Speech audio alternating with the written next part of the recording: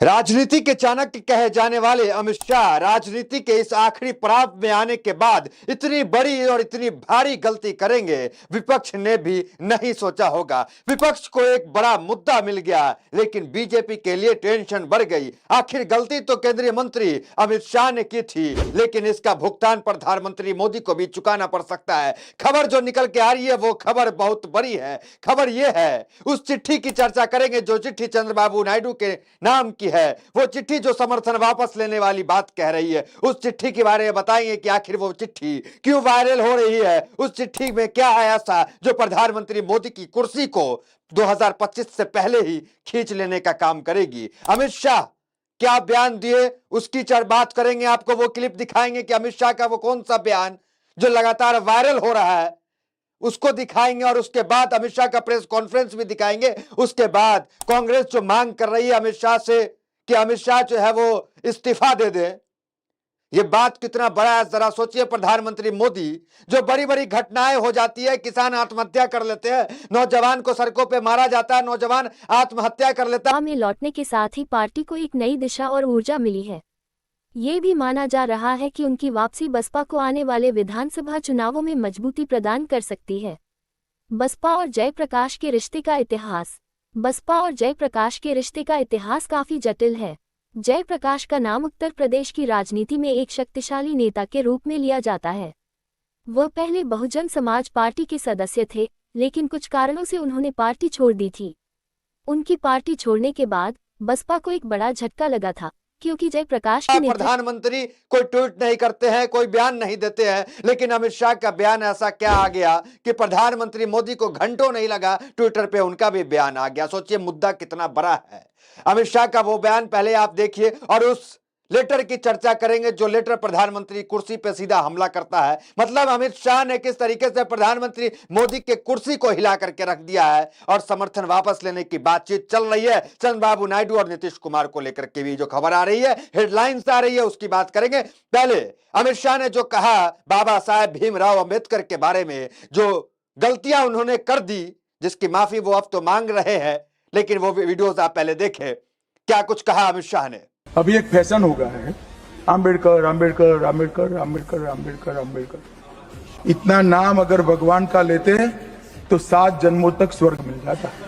उस चिट्ठी पे आएंगे जो चिट्ठी लगातार चल रही है, किसने लिखी है, किसको लिखी है, और चिट्ठी में क्या है, वो चिट्ठी खोल के रख देंगे। लेकिन उससे पहले आप कांग्रेस के मल्लिकार्जुन खड़गे का बयान देखिए। जो मल्लिकार्जुन खड़गे उम्र में तो बहुत बड़े हैं, उम्र में सबसे सीनियर है, लेकिन वो दो टूक कह रहे हैं और इस मामले में कहीं भी पीछे हटने को तैयार नहीं है। दलित नेता है मल्लिकार्जुन खड़गे, वो अमित शाह को टाइम दे रहे हैं, समय दे रहे हैं कि इस समय सीमा के तक आप जो है इस्तीफा दे दे। अगर इस्तीफा नहीं देंगे, जो विरोध प्रदर्शन संसद के बाहर जो दिख रहा था, आपको बता दे आज संसद में राहुल गांधी नीली टी शर्ट पहन करके एंट्री मारे हैं। आमतौर पे राहुल गांधी को व्हाइट जर्सी में टी शर्ट में देखा जाता है, लेकिन आज नीली टी शर्ट में, प्रियंका गांधी नीला शॉल में। मैसेज बहुत बड़ा है, और हाथ में बैनर लिए हुए हैं, आई एम अम्बेडकर, मैं भी अम्बेडकर हूं। अम्बेडकर से जिसको दिक्कत था उसको दिक्कत रहे, लेकिन कांग्रेस जो है वो अम्बेडकर को मानती है, और अम्बेडकर अम्बेडकर कांग्रेस करेगी। वो बैनर जो है राहुल गांधी हाथ में लिए हुए। अब देखिए मल्लिकार्जुन खड़गे का बयान देखिए, वो क्या कह रहे हैं कि समय सीमा दे रहे हैं कि आप जो है माफी इस्तीफा जो है वो दे दें। आर्मी के बीच मतभेद। जयप्रकाश और भीम आर्मी के बीच के मतभेदों का एक बड़ा कारण ये भी हो सकता है कि जयप्रकाश और चंद्रशेखर आजाद दोनों अपनी अपनी पहचान बनाने की कोशिश कर रहे हैं। उत्तर प्रदेश की राजनीति में दलितों का बड़ा वोट बैंक है, और दोनों नेताओं की कोशिश है कि वे इस वोट बैंक पर अपनी पकड़ बनाए रखें। जयप्रकाश का मानना है कि बसपा ही वह पार्टी है जो सच में दलितों और पिछड़े वर्गों के लिए काम कर रही है, जबकि भीम आर्मी को केवल राजनीतिक स्वार्थों की पूर्ति का साधन मानते हैं। उन्होंने ये भी कहा, बाबा साहब अंबेडकर के बारे में श्रद्धा है तो रात के 12 बजे के अंदर वो निकाल देना चाहिए, उनको ड्रॉप कर देना चाहिए। बर्खास्त कर देना चाहिए। अब आते हैं अमित शाह के कॉन्फ्रेंस पे। चिट्ठी में इसके बाद आएंगे, चिट्ठी पे भी आएंगे, लेकिन अमित शाह के कॉन्फ्रेंस को जरा देखिए। देखिए वो अमित शाह जो कहते थे कि बीजेपी आने वाले 50 साल तक राज करने वाली है, उस अमित शाह का कॉन्फिडेंस कहां चला गया। वो ये कह रहे हैं कि 15 साल जो है वो बीजेपी और रहेगी, और अमित शाह जो है इस्तीफा देने को भी तैयार हो गए हैं। जरा अमित शाह का प्रेस कॉन्फ्रेंस देखे, उसके बाद उस चिट्ठी पे आते हैं और चिट्ठी की चर्चा करते हैं। खड़गे जी मेरा इस्तीफा मांग रहे हैं, इनको आनंद होता है तो शायद मैं दे भी दूं, मगर इससे इनकी समस्या का अंत नहीं है। अभी 15 साल तक कम से कम उनको वही जगह पे बैठना है जहां वो बैठे हैं। खड़गे साहब, मेरे इस्तीफे से आपकी दाल नहीं गलने वाली है। तो चलिए आते हैं उस खबर पे, जिस खबर को लेकर ब्रेकिंग न्यूज चल रही है, जिस खबर को लेकर चर्चा चल रही है। नीतीश कुमार और चंद्रबाबू नायडू को लेकर अरविंद केजरीवाल, पूर्व मुख्यमंत्री दिल्ली, अरविंद केजरीवाल ने लेटर लिखा है चंद्रबाबू नायडू को, और वो लेटर की तस्वीर आप देखिए, 2 पन्ने का ये लेटर है, जिससे चंद्रबाबू नायडू से अपील कर रहे हैं कि बाबा साहब अंबेडकर के विरोधी बीजेपी को आप समर्थन न दे, आप समर्थन वापस ले ले। ये चंद्रबाबू नायडू को चिट्ठी जो है वो लिखने का काम किसने किया?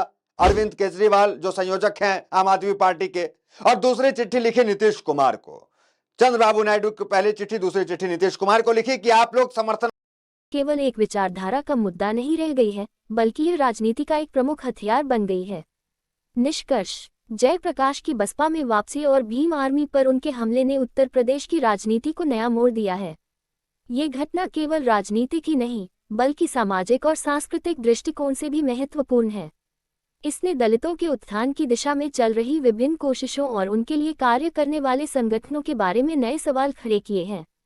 इस संघर्ष में कौन सी पार्टी या संगठन विजयी होगा, ये समय बताएगा, लेकिन ये स्पष्ट है कि उत्तर प्रदेश की राजनीति में दलित वोट वापस ले ले। और नीतीश कुमार और चंद्रबाबू नायडू को ही चिट्ठी क्यों लिखी? लेकिन बीजेपी में तो बहुत सारे दल हैं, एनडीए में, सब दल को मिला करके जो है वो गठबंधन एनडीए बना है, लेकिन चिट्ठी दोनों को लिखे हैं, क्योंकि इन्हीं दोनों के सहारे बीजेपी सत्ता में बनी हुई है। और ये दोनों नेता जो है समाजवादी विचारधारा के नेता हैं।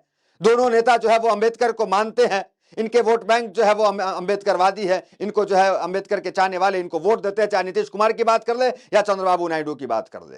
किसी परिस्थिति के कारण ये दोनों अभी बीजेपी में है, लेकिन इनकी विचारधारा बीजेपी से बिल्कुल अलग है। जिस तरह बीजेपी की विचारधारा कठोर हिंदुत्व की विचारधारा है, लेकिन नीतीश कुमार की विचारधारा वो नहीं है। चंद्रबाबू नायडू की विचारधारा वो नहीं है। चंद्रबाबू नायडू की कई तस्वीर आपने देखी होगी कि चाहे वो रमजान में जाते हैं, मुसलमानों के बीच रहते हैं, नमाज भी पढ़ लेते हैं टोपी लगा करके, वो है चंद्रबाबू नायडू। तो उस चंद्रबाबू नायडू से अरविंद केजरीवाल कह रहे हैं कि आप जो है वो समर्थन वापस ले ले। अब सोचिए कि अमित शाह ने ऐसा जो कर दिया है वो कितना बड़ा मामला है, कि मामला अब इस्तीफा पे जो अमित शाह के इस्तीफा पे तो आ ही गया, लेकिन अब मामला जो है वो सरकार गिराने की बात जो है वो हो रही है। एक आम आदमी पार्टी के संयोजक अरविंद केजरीवाल जो है समर्थन लेने की बात कर रहे हैं। मतलब मामला कितना बढ़ गया ये सोचिए। और कांग्रेस जो है एक कदम भी यहाँ पे पीछे हटने को तैयार नहीं है। वो इस मामले को लेकर घेराबंदी की हुई है। लगातार विरोध प्रदर्शन देश भर में हुए। कांग्रेस की जहां जहां कांग्रेस की सरकार थी, नहीं थी, हर जगह हर राज्य में जो है कांग्रेस की जो कमेटी थी वो जो है विधानसभा घेरने का काम किया। और अमित शाह के पुतला जलाए गए देश भर में, जूते चप्पल बरसे पुतले पे, वो तमाम तस्वीरें देश ने देखा। अब देखना दिलचस्प होगा कि बीजेपी जो है इस मामले को लेकर क्या करती है। क्या बीजेपी, क्योंकि अब तक जो है प्रधानमंत्री नरेंद्र मोदी ने जो ट्वीट किया है वो दिखाया है कि वो अमित शाह के बयान के साथ खड़े हैं, लेकिन बीजेपी के साथ मजबूरी है कि क्या अब उस मजबूरी के तहत अमित शाह से जो है माफी और इस्तीफा जो है अमित शाह देंगे नहीं देंगे, वो भी देखना दिलचस्प होगा। लेकिन बीजेपी चारों तरफ घिर चुकी है। ये शीतकालीन सत्र बीजेपी के लिए किरकिरी भरा रहा, बीजेपी के लिए अच्छा नहीं रहा, ये तो साफ है। अब देखना दिलचस्प है, क्योंकि बिहार में भी आने वाले समय में विधानसभा का चुनाव है, और उस चुनाव में जिस तरीके से 2023 में कुछ नए चेहरे भी सामने आए। इसके बाद जयप्रकाश का वापस बसपा में लौटना एक बड़े बदलाव का संकेत था। भीम आर्मी पर जयप्रकाश का हमला। जयप्रकाश ने अपनी पार्टी में वापसी के बाद भीम आर्मी पर तीखा हमला किया। भीम आर्मी एक सामाजिक संगठन है जो दलितों और पिछड़े वर्गों के अधिकारों के लिए सक्रिय रूप से काम करता है। इसे खासकर चंद्रशेखर आजाद के नेतृत्व में जाना जाता है। जयप्रकाश का यह हमला कई दृष्टिकोण से महत्वपूर्ण है, क्योंकि इसने उत्तर प्रदेश की राजनीति में एक नई 24 के लोकसभा चुनाव में बीजेपी को नुकसान हुआ, जो आरक्षण खत्म कर देंगे, जो बयान वायरल हुआ था, उसके बाद देखिए कांग्रेस की मजबूत स्थिति में आई थी। और ये बयान, क्योंकि नीतीश कुमार अभी समर्थन में, और फिर ये बयान अमित शाह का आ जाना। अमित शाह कोई छोटे बड़े छुटवैया नेता तो नहीं है बीजेपी के, बड़े नेता हैं, गृह मंत्री हैं, पूरा राष्ट्रीय अध्यक्ष रहे हैं बीजेपी के, और उनका ये बयान आना कि अंबेडकर करते हो, तो सोचिए अगर ये बयान का असर विधानसभा चुनाव बिहार में पड़ जाएगा तो क्या होगा। तो नीतीश कुमार जो है अभी चुनावी मैदान में जाने वाले हैं, वो क्या फैसला लेते हैं, क्या अरविंद केजरीवाल के लिखी चिट्ठी पे ये दोनों विचार करते हैं। अगर ये विचार करते हैं तो फिर सोचिए कि स्थिति क्या होगी। अमित शाह का एक बयान बीजेपी की सरकार गिराने का काम करेगी। क्या कुछ अपडेट आगे जो है सदन से निकल के आएगा, लगातार हमारी पैनी नजर उस पर है। जो कुछ होगा सबसे पहले आपको बताने का काम करेंगे। तो फिलहाल इस खबर में इतना ही, मिलता है वीडियो से हमारे साथ। बहुत बहुत धन्यवाद। नया मोड़ लेकर आए हैं। उनका मुख्य उद्देश्य दलितों के अधिकारों की रक्षा करना और उन्हें समाज में समानता दिलवाना है। भीम आर्मी की आलोचना करने वाले कुछ लोग यह मानते हैं कि चंद्रशेखर आजाद ने अधिकतर राजनीतिक लाभ उठाने के लिए दलितों को सक्रिय किया है। उनका यह आरोप है कि भीम आर्मी की गतिविधियां अधिकतर राजनीतिक उद्देश्यों को साधने के लिए हैं और ये दलितों के वास्तविक उत्थान की ओर नहीं बढ़ रही हैं। जयप्रकाश